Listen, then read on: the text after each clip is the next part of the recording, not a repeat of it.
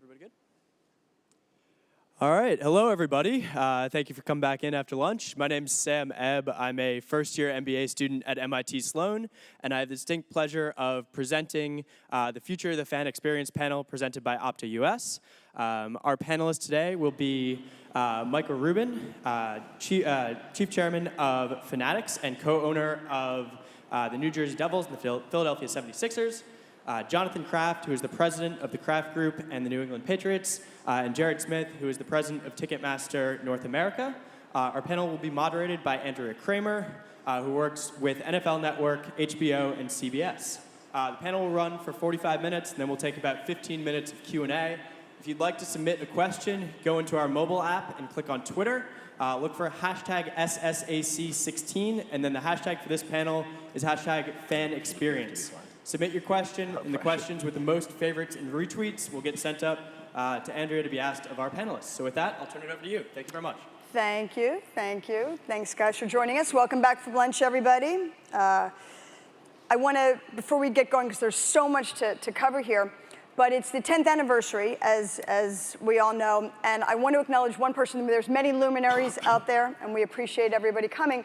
There's one person I do want to single out, and that is Robert Kraft, the father of Jonathan. We'll call him that. How about that? It's the first time that Mr. Kraft has ever come to the analytics conference, and it's to support Jonathan as well as Jessica Gelman. So just a quick round of applause for Mr. Kraft. Thank you.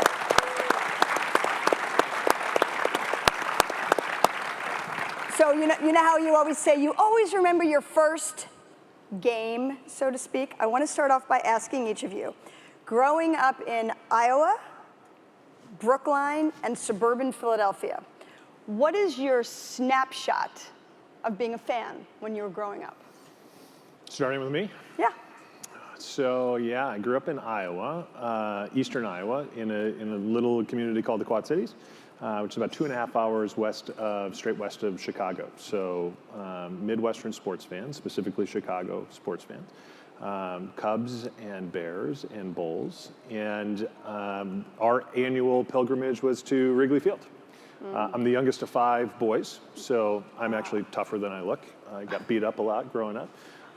But it was, we'd all pile into the family station wagon and go to Wrigley Field once a year, and we'd get bleacher seats, and Dad would have a Budweiser, and there's nothing better than that experience in that venue. So from a very early age as a baseball fan, that would be mine for sure. Okay. First experience that I can clearly remember around sports and being a fan, 1971, I was 7 years old, met my father at the door of our house.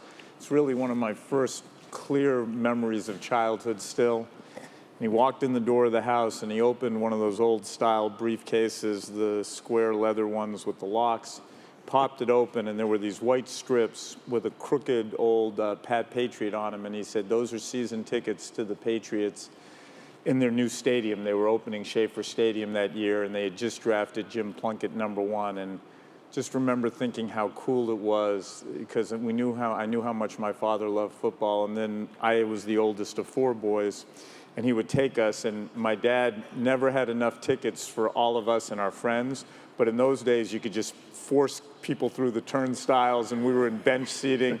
We today would never allow that, but it worked great. Back then my father thought it was standard operating procedure, and going to the games with my dad and my brother is pretty special. Can you top that? I cannot. I don't remember anything about my childhood, by the way. Yeah. There's a couch for you somewhere else, but just for the purposes I need that for sure.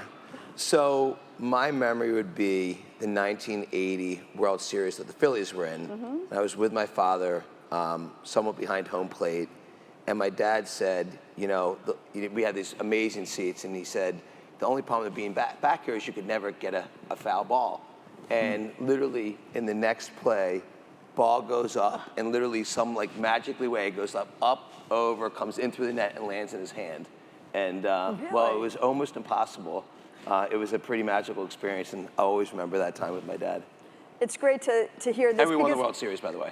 Yes, well, and being a Philly girl, I can relate to that for you. But it's always good to hear this, because we're talking about fans, and ultimately it's always good to remember that we were all one at some point in our lives.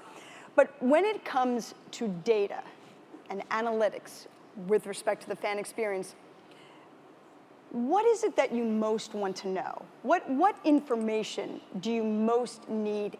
And again, it's great to have the three of you here because you're from such different vantage points. What is it that you want to get out of your data? Yeah. I'll take a stab at it. The thing that we most want to know is the same thing that Jonathan most wants to know in every one of our teams and on the Live Nation side of the concert side of the Live Nation business. What we want to know most is, candidly, who the heck is in the stadium? Who is in the arena? We take for granted as an industry that we still haven't cracked and solved the core problem, which is tickets are a very anonymous product. So whether you were going to your first Patriots game or your Cubs game or something in Philly, the way that we ticket and the identification of that person is not changed very much in the last 30, 40, 50 years. So think about it this way, right? Average tickets to a game, 3, maybe 4. Ours is 3.2 in the sports business, and we have the name of the person who bought, but we don't know if that person actually showed up. And we certainly don't have the other 2 names of the people that they bought because it's a piece of paper with a barcode, and we don't know, there's no identification of that's Jared Smith who came in.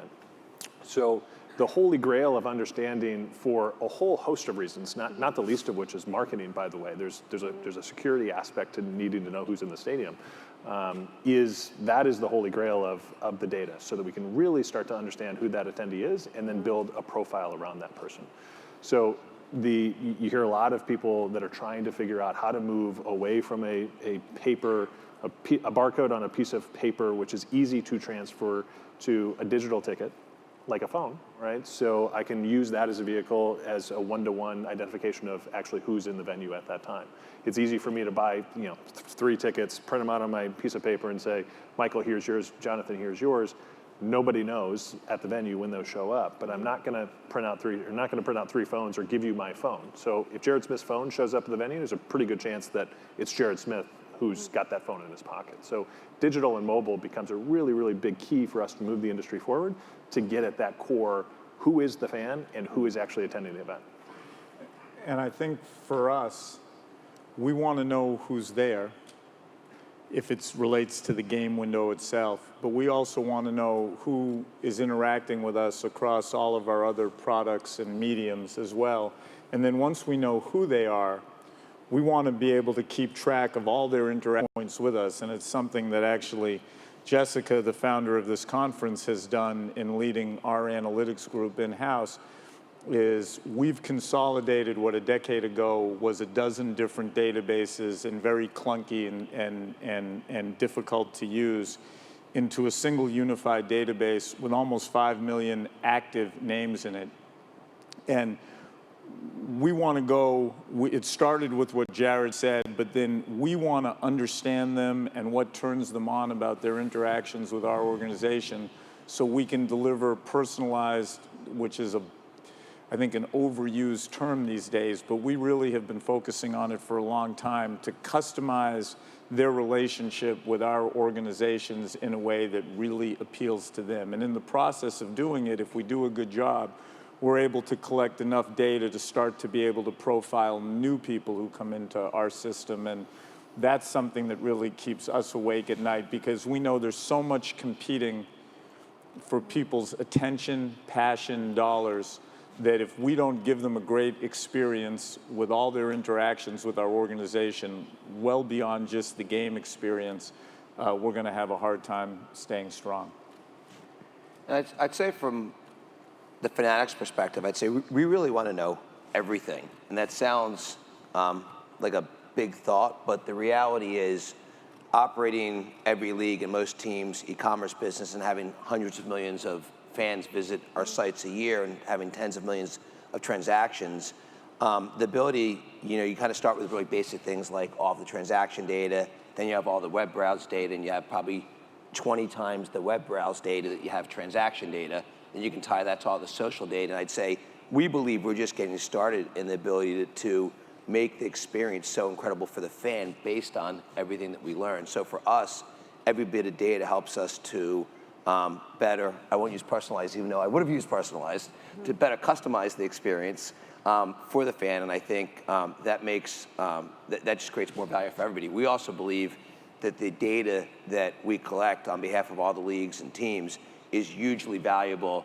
to work within all of our partners to help them to better connect with their fans. So I think, you know, as we keep adding additional data sources and data points and different areas, you know, to our business, I think it's just going to make the fan experience that much better. In terms of technology, though, how is technology changing the way that fans can be just that people can maximize their experience, especially at a live event? I think the key, it's micro moments, isn't that, I mean, what does that even mean? So I'll give you a great example that probably everybody remembers. So last year when Klay Thompson had 37 points in a quarter, 10 minutes later, we're going Why are you laughing, by the way? No, I'm just, Michael and I talk about basketball all the time. Okay. I don't want to sort of inside joke I have to watch between with us. these two. They sort of had to be separated in the sandbox a little bit, I was but anyway. going to try not to use a football example every example. Intentionally. Yeah. So literally, Klay Thompson has 37 points, and 10 minutes later, we're going to design a product to memorialize that event. We're going to make sure we only market it to not just fans of the Warriors, but fans of Klay Thompson. And it's that almost instantaneous? It's that instantaneous. Wow. You do it through mobile technology. And look, as a company, I was kind of joking, half joking with our CEO this week. We're going to spend $80 million this year on building technology in the Fanatics business. But it's such a great investment because we can convert and give such a better experience to our fans. There's micro moment, that was an example for micro moment, but every day in sports, there's micro moments that happen. There's great things that happen every single day across the world in sports, and we need to use that to create better content, better merchandise for our fans. So if it's something that you know of, I mean, whether it's Kobe's last game or something, but something comes up like with Steph Curry, and in that particular game, he sets the record for three-pointers in a season. You can get something up and out that quickly, and there's a market for it? There is. We believe one of the main kind of objectives of Fanatics is to how do we grow this industry? And it's a $20 billion global industry. We're the leader in the business. We want to figure out how to make it a $30 billion business, how to make it a $40 billion industry. And we think taking the daily moments that happen in sports, that you could have never got that merchandise to a brick and mortar store before the enthusiasm for that moment was over, is a great opportunity to drive it in a direct-to-consumer model. So we've got enormous resources against just watching moments as they happen, building great merchandise, marketing them in a really smart way, and doing it in a very personalized and customized way as well. And by the way, we're just starting it. It's probably going to be a $25 or $50 million business this year. We think for us that just taking the micro moments in sports that have never been capitalized on before, 5 or 10 years from now, it's a $1 billion business. Just going after micro moments. Now, I think about some way to commemorate an event, and you always want your ticket stub, right? I mean, didn't we have kids and we put them up on the wall when we went?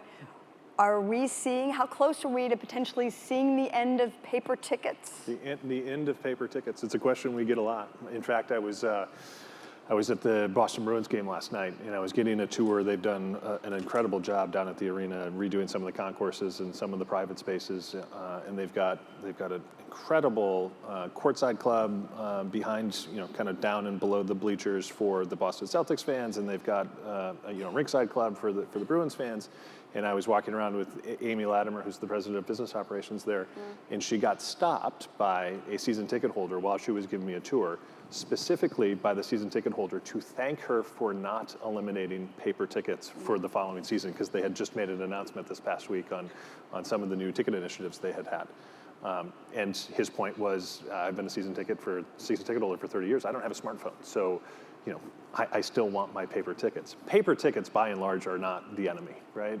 We are looking for identity of who that person is so that we can profile that person and enhance their experience in a different way. So we aren't out there working with teams to say you should eliminate paper. We are trying to push people towards a mobile environment because we think that that's a way for us to engage and build lifelong relationships with them in a way that just wasn't possible before. But those 30-year season ticket holders, they have the customized experience that they're pretty happy with. So making them shift to a digital world is not really the goal. It's about reinvesting in what that fan experience is going to be longer term for millennial generations and above, and that expectation is increasingly digital and enhanced in some way. So for us, going from a piece of paper to a phone-based ticket is not just identity, but once you know who that person is coming in, then you can really customize or personalize that in-venue experience for every one of those people. And it can be as simple as when I'm walking into the arena, welcome to the arena, Jared Smith, or to the extreme of the things that we're working on with teams today. You've seen stories come out of the San Francisco 49ers or the Orlando Magic. This app-based economy of now that I'm there, my ticket is on my phone, my ability to order my merchandise for a micro-moment is on my phone. I can order food and beverage directly to my seat, or mundane things like, I don't want to miss the game, so I want to check the bathroom, the length of the lines at the bathroom so that I can get up there and back, or the concessions and up there and back. Those are small things, but they enhance the experience in a pretty substantial way. So if you can layer on top of the experience those benefits, it becomes an easier proposition for people to voluntarily eliminate the ticket and use their phone to get in, which gets us back to that core profile.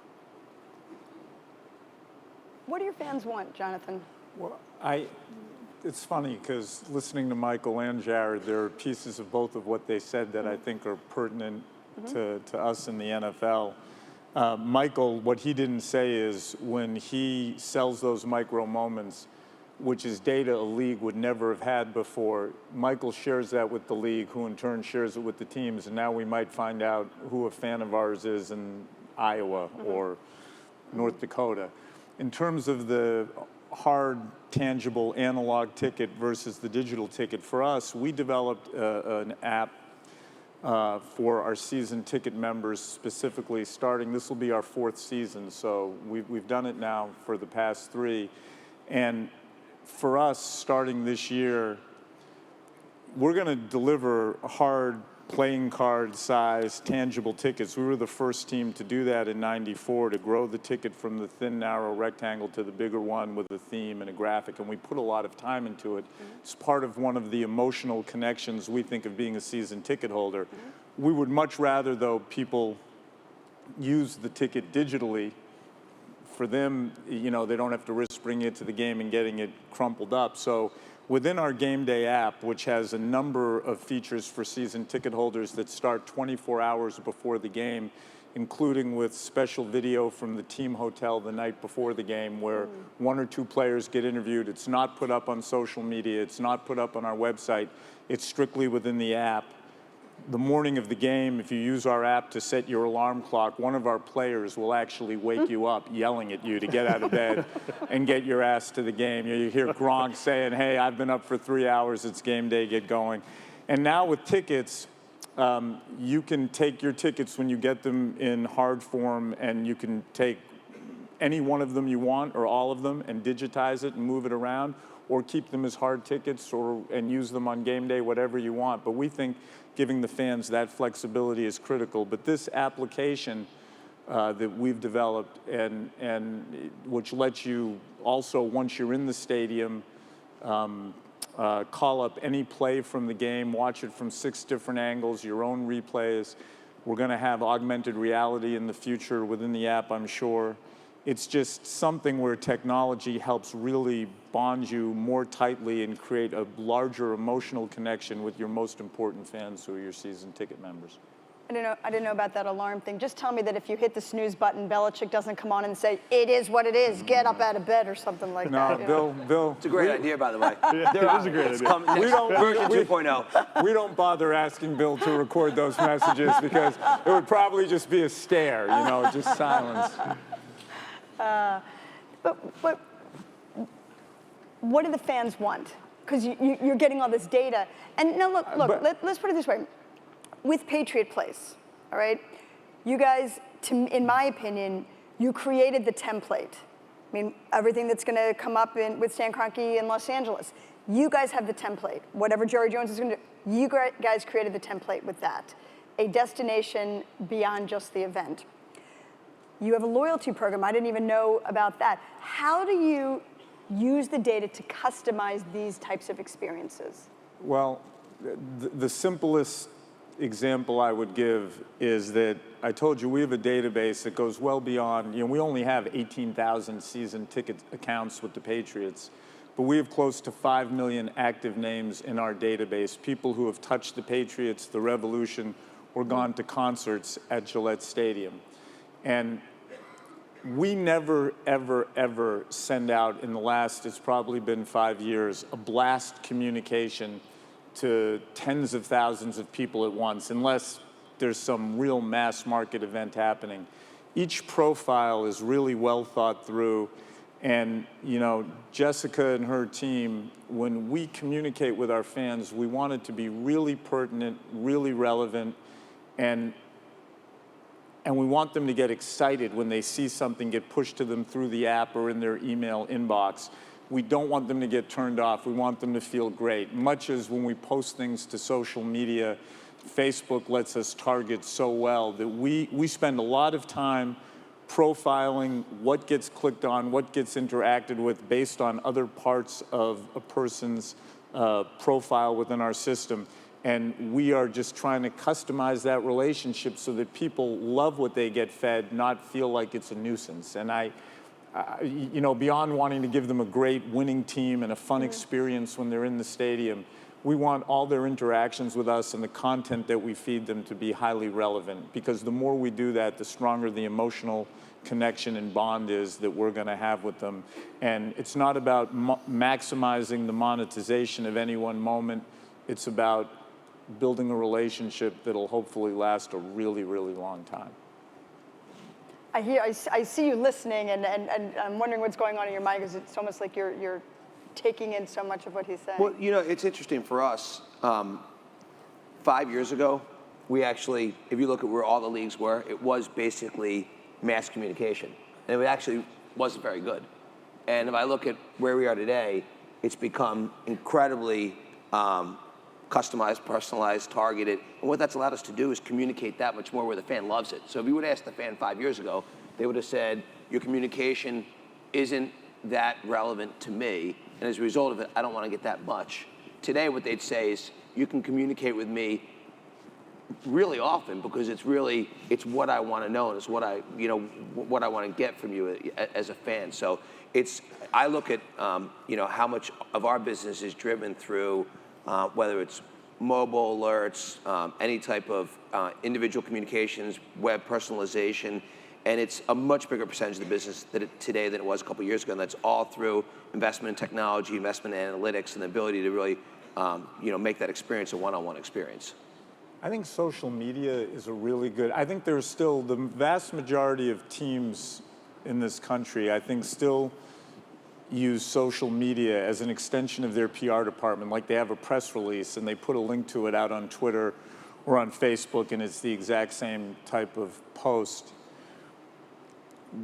We look at every single post that we make on every type of social media, so Facebook, Twitter, Snapchat, Instagram, and we literally analyze each thing that we do, and each of the 4 different social media outlets or major social media options has a different connotation for us. Sort of Twitter is hard news. Facebook to us is mostly lifestyle. Instagram is great, visual moments that have taken place. And Snapchat is the real-time event stuff. And then within Facebook versus the other mediums, we can really target individual posts even further than that. And we spend a lot of time on this and analyzing it. And that's why we're #1 in engagement on all 4 platforms, which is much more important to us than any other metric, because if you're #1 in engagement, it means you're building that connection that I talked about. And without the analytic capabilities that we've built up in-house under Jessica and her team, we wouldn't be able to do it. And for us, it's just a good investment in the long-term equity of our business. Andrew, before you move on, Sure, I of want course. to just get back to your question, because I think the core of what does a fan want and technology's ability to solve it is a really interesting question. And for us, we kind of look at what the fan, every bit of research that we do and every conversation that we have with a fan, they want three things. Number one, they want their team to win. Can't help them with that one. Number two, they want special access or experiences. So when Jonathan talks about the Gronk wake-up call, that's special access to something that they wouldn't get if they weren't a season ticket holder. And those are the things that separate out the casual fan from the hardcore fan. People want to feel like they're part of something. At a macroeconomic level, there's a reason that live entertainment in general, whether it's sports or concerts, and concerts at all level or the performing arts, are all at an all-time high. And it's because we're moving in this economy, and you hear it all the time, from people collecting things to people collecting experiences, right? And once they collect the experience, they want that experience to be as special and unique as they possibly can, whether that's a wake-up call in my application or a personalized experience when I go to the venue, or backstage access or access to a club or special seats. Fans want something special. They want to collect that thing and be able to say, I did this, I had access to this, that was unique. So that personalization for us often equates with a premium, a VIP, or something that is exclusive. So that's number one, and we can solve that a lot through the mobile device and the technology we've been talking about there. The other thing that they want really, really badly is flexibility. So not everybody is in the fortunate position that the Patriots, or by and large that the NFL is in, right? That sells only has 8 games plus the preseason and a certain investment, and lots of people can make that investment and go to every game. But if you're on the other end of the spectrum and you're selling 81 home games in baseball, or 40 some in the NBA and the NHL and playoffs, not that many people that are buying season tickets at this time, right? And going to 80 baseball games, right? So increasingly what we're seeing is working with the teams to understand the profile of who these people are and what they are likely to want. So do they want a 3-game pack, or do they want the 81-game plan? How can we pair people up through technology to be share partners in a season ticket product? How do we move to a timeshare model that says, I'm willing to spend $30,000, but I don't actually want tickets. I don't know what I want. Some nights I want to bring my kid's soccer team, and that's 20 tickets. And other nights I want to bring somebody for a business and I want to sit courtside. And that might be how I want to spend my 30 grand, and those are the only 2 games I go to. We haven't historically had a lot of products that gave people the flexibility to kind of pick and choose the experience that they wanted to. And increasingly technology makes it easier to do that, right? So you see a lot of teams at the forefront. The Orlando Magic are the first one that come to mind, that are starting to offer those types of packages. And that customization can go from millennial and college kids. Hey, we're going to give you, for $50, here's a 5-game pack. It's only good in the upper levels. You can come to any game because we know we're going to have the capacity. You show up, you don't get a seat until you show up, and then we'll assign you one. But that type of flexibility is entry-level subscription, purely on my phone, what the millennial wants, all the way up to the big corporation who you can customize that package for. Some nights they want a suite, some nights they want courtside. So those 2 things, technology is absolutely at the heart of, right? Can we offer more fans, more personalization, and more individual exclusive experiences? And we can. And can we offer them more flexibility through additional products that are more geared to what they're trying to get out of their investment? So that's how we think about what a fan wants and what they're telling us they want. I'm curious about something though, because you extend beyond the sports space, whether it's concerts, things of that nature. What, if anything, can you take from the entertainment business that you can correlate to make your sports business better? A whole bunch of stuff. The models are different for sure. It's a one-off event that's demand-driven. Quality of the act in one market at one point in time versus an entire season long of varying length depending on what the sport is. But you get a lot of the same marketing challenges. You get a lot of the same, I'm trying to drive awareness, 40% of tickets by and large go unsold, a lot of those types of similarities. But the things where we really start to apply, learn and apply, much of which is around pricing. How do we maximize the dollars that we're bringing in on an individual night of a hockey game, or an individual Sunday for a football game, or an individual night for a concert? And the trends and the data that we use to do that is actually relatively similar. So we look at the secondary market in both sides of the house is the leading indicator of how good we are at pricing, or in most cases, how bad we are at pricing, right? In North America alone, give or take, the secondary market is $6 billion. $6 billion of inefficiency that is going, by and large, into the hands of brokers. So, StubHub's got a big business in it. We've got a big business in it. Vivid Seats has a big business in it. There's lots of money that's going to those companies. But remember, all those companies are just collecting a fee. They're collecting 10% or 15% or 20% of the $6 billion. The vast majority of the actual dollars are going to market makers, brokers who are better able to understand the analytics, what the market price is worth, and have a better understanding of how to put that ticket in the hands of a fan through a store that they want to buy from. So you can look directly at the marketplace and say, how efficient or inefficient are we? And we look at the exchanges that we run for the leagues. We run the official NFL exchange. NBAtickets.com is powered by Ticketmaster, NHL exchange. And then we run all of our exchanges, obviously, for the concert business. And it's a direct corollary. Our secondary business, full stop, is not intended to say, how much of the fees can we get on a $6 million market that's growing to $7 million or $7 billion? Our goal is, how do we take that $6 or $7 billion and put it back into the rightful hands of the team owners who finance the stadiums and are paying player payroll, the promoter who took the risk on the act to come and play a stadium show at Gillette Stadium, the ticketing companies who actually paid for the rights to do those things, the merchandise companies that, right? So the ecosystem itself, how do we bring that value, swing that back from market makers to the actual people who invested in it? So technology from a pricing perspective is the key area that we look across those things and say, how do we maximize yields? Charge more in the front of the house. There's only one front row, so that we can charge less in the back of the house and make more money. And of course, in terms of the secondary ticket market, I ask you guys, what are the biggest challenges that your businesses face? The biggest concerns that you might have? Go ahead. I'll go after you. Secondary tickets, I'm going to give that to you as the expert and probably the greatest value in tickets and market in tickets. I mean, anything with fake memorabilia or no, anything look, when going back to the early to mid 90s, going back to 94, 95, when we realized we just bought the team and that probably 15% of our inventory was in the hands of brokers, old school analog brokers. We actually ended up suing them, and in 2007 we actually sued one of the digital brokers because in Massachusetts there's actually, first of all, a law against secondary ticket sales, but more importantly, we did always want to know who was there, and we like giving value to our season ticket holders to keep them in the building. We didn't want to have third-party people speculating in our tickets and making a market in it. So we took a strong approach to it back then. We know that sometimes people can't make it to games. We have a 60,000 plus paid waiting list.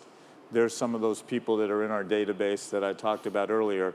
So we have a private market that you help power for us, where Ticketmaster helps power for us, where our season ticket holders can sell to people on our waiting list at face value. And we've been fortunate that we've been able to make that work. We know that in some situations that'd be difficult to make work, but that's the way we do it at the Patriots. From a merchandise perspective, the biggest thing we think about is how can we deal always directly with the fan. And we do, there's definitely, if you think about our business, there is a large portion of the business that comes from really hot and special products. I'll give you an example. I'll actually give you a little trivia question. Who do you think was the #1 selling jersey in the NFL in the first month of the season?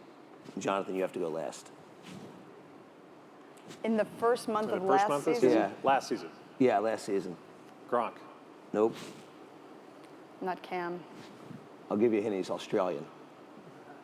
I'm going to now, Jonathan. I thought it was Brady, so now I don't know. Brady was #1 for the year.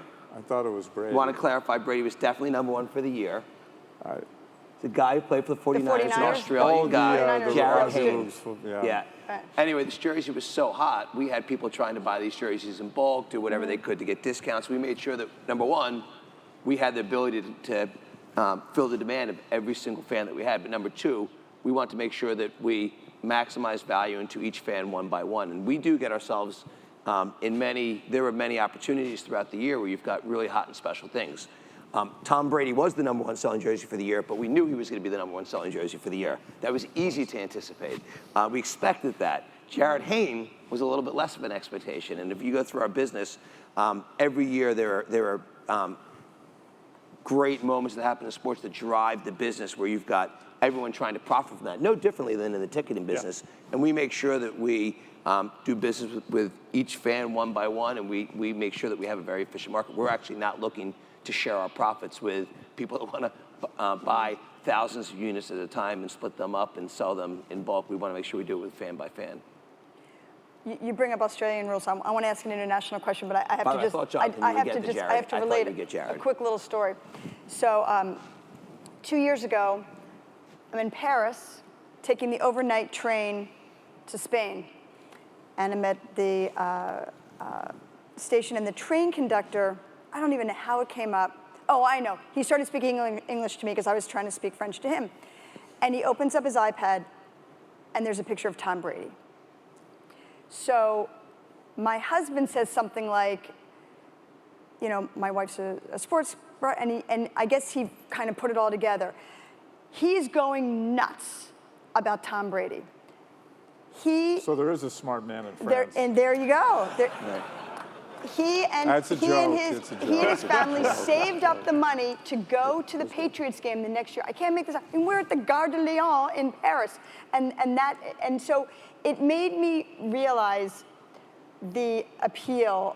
I mean, not that it's a surprise of someone like Brady in general, but in terms of the international. I mean, you just bought Kit Bag, is it called? We did. Which you can explain exactly what that is, but basically, what's the future hold in terms of building the international fan base, fan experience? You know, from my experience, the example that you just gave of Tom Brady is actually a really common one. And outside of everybody in the world, other than football competitors not loving Tom Brady, everybody else in the world does love Tom Brady. But what we see, which is really interesting, is if you look team by team, look at some of the European soccer clubs who we work with, they truly have fans everywhere in the world. And I think if you looked at the Patriots business, we would probably have Patriots products going to 150 countries throughout the world. And so for us, what we realized was sports is becoming truly global for the smallest and for the biggest teams, and that we had a massive opportunity to really grow our business to the next level by really globalizing it. And what people originally thought of is just how do we take our U.S. sports leagues partners globally, and that is a big opportunity.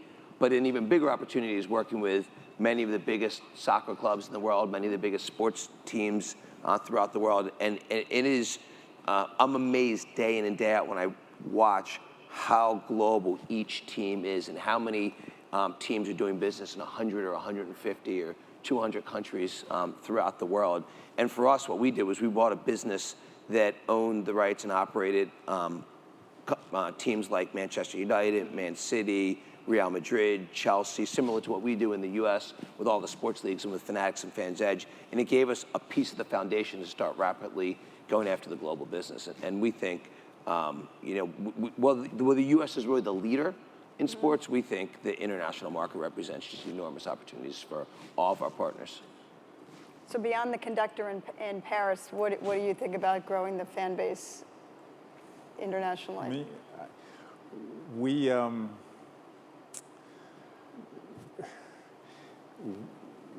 have a place online at patriots.com where people from countries can come and meet up with each other online, aggregate, form fan clubs. I don't know where we are today, but I think we have fan clubs in something like 80 countries. Clearly would never have been possible without technology. I think for the NFL, people fall in love with Tom Brady or they love Gronk, and I think we have a bigger challenge, and technology is going to help us overcome it, to educate people outside of the country to our game. And without technology, you wouldn't be able to do it. We actually, before the NFL changed the rules on us, opened an office in China back in '07 or '08 and started funding in Beijing flag football leagues, because we figured it was just a matter of time before the Chinese came to our game, and we wanted sort of what the Cowboys have had in Mexico. We wanted the Patriots to be in China. The league asked us to close the office a few years later, and we did. But long term, that's really important. And we view what Michael is doing at the NFL as being a critical element of it, because as he builds up a distribution network that's really good at dealing globally and collecting data on sports fans around the world, eventually we at the NFL, and I assume the other sports leagues, are going to be able to tap into that data, profile people, and figure out who we should be targeting our game to. You know, one really interesting thing I'll just kind of add to the global thought. I think if we looked at each of the teams in the U.S., and they're all growing really nicely overall, and then you looked at their international growth, it's going to be growing much faster. So Patriots was, and has been over the last many years, one of our fastest growth teams. But if you look at what's happening internationally with the Patriots, it's growing that much faster. So if you're growing 30% in the U.S., the international business may be growing 100%. And that shows how global, in general, sports teams are becoming. And us getting those names from Michael are really, really critical thing for us. Yeah, we see the exact same trends, and I think one of the interesting trends that I look at as I compare and contrast North American live entertainment markets versus the global live entertainment markets is I actually think the U.S. sports disproportionately are benefiting from a smaller world and a global trend.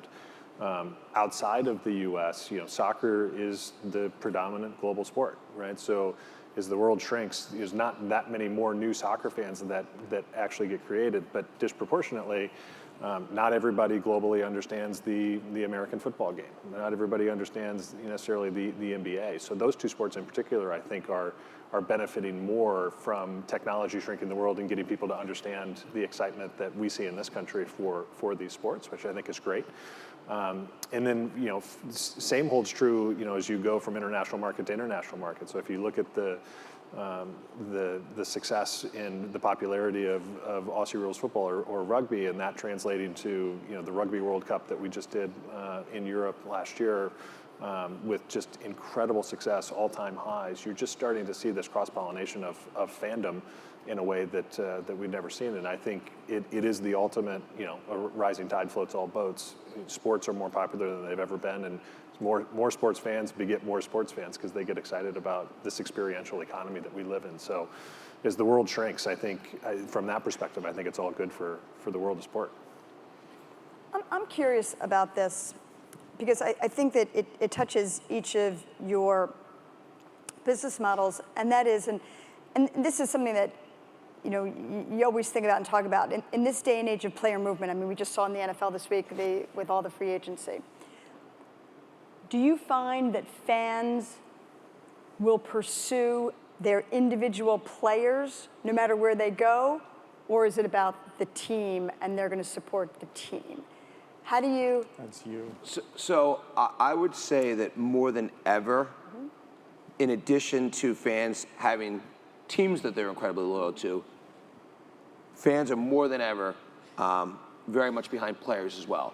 And I think when we look, I just saw something, I was yesterday watching ESPN, and I saw something that came up and talked about our favorite Golden State Warrior. He's the #1 jersey in 47 states today. So how could you have one team, one player, #1 player in 47 out of 50 states? I'm sure that Tom Brady, if I got the math, would have been the #1 selling jersey in 30 or 40 states last year. So more than ever, kids pick players that they love. Fantasy sports is driving this. Daily fantasy is driving this. There is more than ever that connection between fans and their favorite players. And I think that's been a big driver of our business. No one sells more player-specific merchandise than we do. There was also, prior to the advent of the internet, there wasn't the availability of the inventory. One of the things that we've really focused on as a company is not just having the top players on each team. And that's kind of how the model used to work. There used to be, 6 great Patriots that everybody would want to carry. We carry 53 players from the Patriots, and we sold last year 2,000 different NFL players. We sold last year. That's more that's actually on the roster with all the changes that happened. And that's the power of the internet and the power of the fan that's more connected to their players more than ever. Sam, I would love to take the questions, but right now it says Cinderella free fall. So unless somebody else knows how to work the technology, but we'll swap. Okay, let's do that. Pardon me? I know what Cinderella free fall was. Okay. Is there a definition for Cinderella free fall? I don't know what it is. I don't know. Don't you have little girls? I don't know. I do. No, Jared is and we not. have free fall sometimes, but Yeah, it's not there you go. Cinderella free fall. Okay. Let's see. So these questions have come via Twitter. What is being done to enhance the fan experience in the venue to combat the enhanced experience at home? We're looking at you. From our perspective, we're really lucky with football. I remember at this conference about 6 or 7 years ago, and I might have said this last year as well, but where we talked about how we were really experimenting with getting high-speed, high-density Wi-Fi into the building, and Mark Cuban said to me, why would you want to do that? People are there to experience the game live. And basketball maybe is such a fast-moving game, and you're in that arena setting, which is different than a stadium. Maybe that's true. But for us, the biggest thing is to give people the comforts of home the best you can while being in that venue with 60 or 70,000 other people and feeling the energy that nothing can replace what that feels like. And so I talked about our app, which wouldn't have been possible without Wi-Fi. And when we first started looking at putting that quality of Wi-Fi in a building, people told us we were crazy, but combination of Extreme Networks and Verizon helped us get it done. And I really believe that at the Patriots, if you come to Gillette Stadium, we have come up with the technology that lets you look for the shortest bathroom line. You can see the replays from the game broadcast, but then also watch your own proprietary replays on your phone. You can have Gronk wake you up. You can tailgate. You can do all those things. So for us, the only thing we're still really focused on, we're never going to get comfortable. For us, the one thing we haven't been able to totally figure out yet is the traffic side of it, especially on the egress. But we are spending a tremendous amount of time working on that. And for us, the stadium today isn't about maximizing the number of people. We could sell standing room. We could do a lot of things. We could add seats. For us, we don't care about selling the next 2, 3, 4, 5,000 tickets. Fewer people in the building, which is already a spacious building, makes you feel good. And with the enhancements that come with technology and hopefully a guest services staff that makes people feel great, we can compete that way. And that's how we're doing it.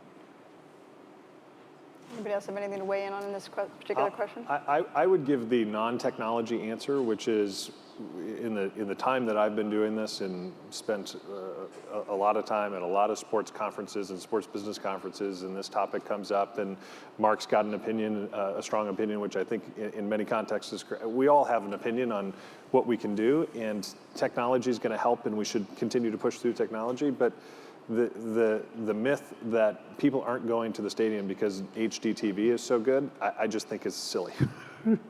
There's no evidence whatsoever, given where we sit across any league, across live entertainment in general, performing arts, concerts, sports, in any league, that anybody is more or less likely to come because the home experience is any better. If anything, we're at an all-time high across all of those leagues. The NBA, for the last 4 years in a row has had record season ticket years. Like this macroeconomic change and shift from collecting things to collecting experiences, which I was skeptical about, I think it really is taking root. And there's something about being there. There's something unique about the in-game experience or being at that concert that is irreplaceable no matter how good your TV is or how short the bathroom line is. behind your refrigerator, which I think is great for all of us. Right? By the way, I agree with Jared, and if I wasn't clear, I think people want that live experience. We've created what we've created as an insurance policy. Absolutely. So that if you want what you get at home, you can have it, but nothing can replicate 60,000 people as a community there at once going crazy. And if you can give them the other stuff, then for those of us that have to go to sleep at night just making sure we can pay the bills, we want it as an insurance policy. So, so much, pardon me, so much of what you guys have talked about is we want to know who's coming in and who's using the tickets and this and that. Somebody would like to know, what if the fan doesn't want you to have their personal information? Can they stay anonymous? Well, that's no different on the internet. I mean, I think in general you can make you can make anyone's experience better by knowing a lot about who's doing what. But I think it's the same challenge. Not everybody wants you to know everything about them, and I think whether they want to not provide information or not allow you to have cookies on the internet, or I think you could essentially do the same thing in the stadium. But I think in general, that was more of a concern, I think, 5 years ago. What people realized is all the technology is making their experience better, whether it's in stadium, whether it's online. All of this knowledge is just helping make a better experience for each person. Yeah, I mean, from our perspective, digital is not something we feel like we have to force. I think look at your own phone. Certainly, my phone in this country right now, people are voting with their feet. They're more than happy to give up a little bit of anonymity for a little bit of convenience, right? So Apple has all of my information, all of my credit cards. They even have my biometrics with my finger, because it's easier to use my phone when I give them all that information. So repeatedly, over and over and over again, the value proposition of that we're going to make it more convenient for you to get in the stadium, whether that's ingress or more convenient to get out of the stadium. If you provide that value of those conveniences, people are opting in droves. And to the extent that somebody doesn't want to opt in, there's no reason for us to force them. We respect privacy policies, and I think it's fine for people to opt out of that. But because so many people are willing to opt into it, it becomes less of an issue to try and force it. This is actually sort of a natural follow-up to what you guys are talking about. Clearly knowing who is in the building is great for teams, but what's in it for the fans? How does it enhance their experience? Yeah, I'll take a quick shot at that. We've mentioned a lot of those benefits. If you look at, and I'll tie these two things together, the San Francisco 49ers are a really good example. When they opened Levi Stadium now 2 years ago, in the heart of Silicon Valley, in the heart of technology, they made a huge investment 2 years out from that stadium opening on their own app.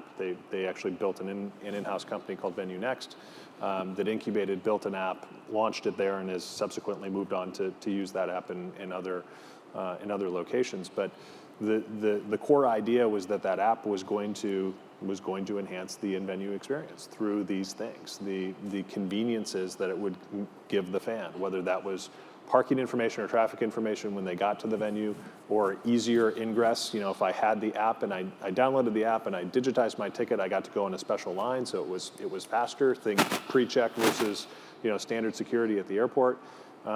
Understanding where the bathroom lines are, or the ability to order food and beverage to your seat versus having to go stand in line at the concession stand. Those were all the benefits that we're trying to get created for the fans. And I think if you go back and just Google some of that stuff, you'll see a lot of that was very, very well received, to the point where most teams are now trying to figure out exactly what Jonathan's described. Are these investments in these apps, because fans are getting real benefits from them and using them pretty regularly. I'm curious about this. Competing and cooperating. You guys are partners in various aspects of the business, yet basically the crafts own the brand that each of you, Jared and Michael, wants to sell. How do you manage the relationships? Jonathan, you mentioned a couple of times, well, we'll use the data that Michael will provide, things of that nature. So how do you both compete and yet cooperate? How do you all compete and yet cooperate? For us, we've tried to, I think, really at the urging of guys like Jonathan, Robert, and in general, smart owners and leagues that have wanted to make sure that we were completely aligned. So the structure of the way our business works is we've made sure that the financial structure of our businesses are very aligned, and that's both from a financial perspective and from a cooperation perspective. So we think, I remember, and Jonathan probably won't remember this, although he actually probably will remember this, but first time I came to see Jonathan, I remember. Jonathan said— I hated him. Right. That was true, by the way. Rightfully so, I of used course. to call Eric Grumman up at the league and complain. I won't use the real words I was using to talk about How could you Michael. ever say something like that about me? But the first time I came to see Jonathan, what he said to me is, look, I love that we can make a lot of money together, and I love that we can sell a lot of merchandise, but I want to make sure everything you know about our Patriots fans, that's the most valuable asset you have. How do we make sure that every time you ship a Patriots package, you're doing special things for our fans? How do we make sure that we use this to have that relationship with the 5 million fans in counting, not the 65,000 people that come to the game every week? And so for us, we think when we get up every day, we say, number one, how do we grow this industry? But number two, how do we make sure that everything we're doing at Fanatics is benefiting the teams? Because ultimately, we are partners together, and that's our responsibility as a company to help each other grow our businesses. He's a brother. I mean, we aside from Michael servicing the NFL and the NFL teams, he's a competitor because we have an e-commerce business. Right. And that's never, I consider Michael really an amazing friend and like a brother, but theoretically we are competing. But at the end of the day, we help each other out in growing a very big pie and in sharing data and best practices. And I think for most of the professional sports teams in the country who would never want to make the bricks and mortar investment or inventory investment, what Michael does by going so broad and so deep with a product line, most teams in any of the sports aren't going to want to carry $5, $10, $15 million of inventory for their club and then have an infrastructure to be able to service orders in 24 hours. It's an amazing investment that he's done, and that helps every team and league out just in terms of servicing fans. When we can take the data, it goes to a whole other level. Similarly with Jared, we've come up with ideas around our tickets and how we want to provide programs and services, things we haven't talked about today with Patriots season ticket holders. One real quick example is something called Patriots 365, where if you're a season ticket holder, you can go to certain vendors. Dunkin' Donuts is our flagship vendor with this and our first one. But every time you go to Dunkin', rather than going, let's say, to Starbucks or McDonald's for your coffee, every time you go to Dunkin' Donuts, 10% of your purchase price goes as a credit. If you spend $3 every day, 30 cents a day goes as a credit towards your season ticket. So over the course of the year, 30 cents a day, it might not sound like a lot of money, but it's over $100. And if you spend $10 a day, it's real money. And so, didn't you have one fan that was like it's $600 or yeah, something we have like that? we have fans that were. Definitely, if you take the if you take the Dunkin' Donuts coffees you drink on that's true. on a daily basis, I think it's $30 Everybody a day. should go to it's Dunkin' Donuts. $3 credit. It's about $1,000 a year. It is, but no, we had, Jessica worked with Jared and we're pushing Jared's organization to be able to integrate all that. And I think Jared welcomes it because I think he believes more things like that are coming down the pike. So I think we all help each other, the people in the business that are interested in pushing it forward. And there are other people who are just in it for the competition of the on-field stuff, and that's cool too. But, the household that I grew up in, you have to try to maximize, or you might as well get out of the, not come to work every day. Well, first and foremost, I'd like to thank Opta USA for sponsoring this panel, and I'd also like to thank these three gentlemen. They are absolutely at the top of their profession. It's tremendous to have them all here sharing their ideas and their thoughts with us. Mr. Kraft, thank you. Jessica, as always, we've talked about you a zillion times. Congratulations to you. And to this being the 10th year of the conference, thank you very much, and we hope that you've learned a lot about the future of the fan experience.